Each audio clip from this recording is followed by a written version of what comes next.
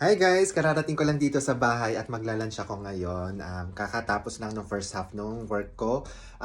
Hindi ako yung nagluto ngayon si Mau and hindi ko alam kung ano yung niluto niya. Sabi niya surprise daw at masarap daw. So tingnan natin talaga kung totoo.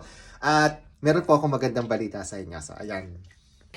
Ito na guys, ang niluto ni Mau. Medyo pabida ng konti, hindi nagpatalo. Pagkrapaw daw to, tapos merong broccoli at saka itlog. Tikman natin kung masarap. Pero thank you, Mau. Ayun siya. Kumakain din siya.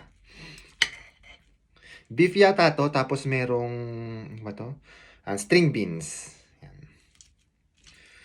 Tingnan natin kung masarap. Sarap. Ayan, masarap. Tsaka may pa-presentation pa, di ba, Tara? So sinasabi ko nga po sa inyo, meron po akong magandang balita sa inyo. And sa mga nagtatanong kung uuwi ba ako ng Pilipinas, yes, uuwi po ako ng Pilipinas sa May. Yan. Tama po kayo na narinig kasi kung nakita niyo po doon sa vlog ng kuya ko, nag-ocular visit sila sa Tayabas ba yun? Or basta sa Quezon, parang may resort doon kasi 70th birthday ni Mama. And syempre, milestone yon kaya isa-celebrate namin siya. And uuwi ako, tsaka yung kuya ko nasa Japan. Kaya makukumpleta po kami. So, binibilang ko na nga siya parang mga 3 months na lang babalik na ulit ako ng Pilipinas. So, yun nga po, kung napansin niyo dun sa vlog ng kuya ko, nag-start na sila maghanap ng resort or ng place kung saan namin pwede siyang i-celebrate. Kung meron po kayong alam na magandang resort na kasya po, parang 200 yata yung gustong guest ni Mama. Di ba ang dami? Parang ikakasal yung nanay ko sa sobrang dami.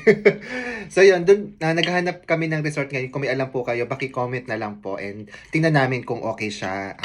Usually po parang ang gusto namin sana nasa may bandang Calabar zone lang kasi nga halos lahat ng mga bisita ni Mama mga taga Batangas, Laguna, Quezon. So ayun. Yun po, comment po ninyo kung meron po kayong alam ha. Thank you! Ayun nga po, bukod po dun sa birthday ni Mama, marami pang dapat i-celebrate sa pag-uwi ko sa Pilipinas. Kasi 20th anniversary namin, batch 2006 sa Quezon National High School. So meron kaming grand reunion. Kaya yung mga kaklase ko dyan, tsaka mga kabatch ko, kita-kita po tayo sa May. Ayan. And ayun pa, tapos alam nyo guys, pag May, ang daming fiestang nagaganap sa Quezon. Kaya kung gusto po ninyo maka-experience na magandang fiesta, punta po kayo sa Quezon. Di ba piniromote ko pa? Kasi May 15, pahiya, sikat na sikat yung pahiya sa Lukban, tapos meron din pasayahan ng May 29, or basta katapusan ng May yung pasayahan. Kaya, ang daming ganap talaga. Kaya, ayun, sobrang excited akong umuwi and, ayun, di na ako makapaghintay. 3 months na lang ata, babalik na ako. So, ayun, kita-kita po tayo and kain po muna ako ng aking lunch. Thank you, Ma, ulit sa pagluto.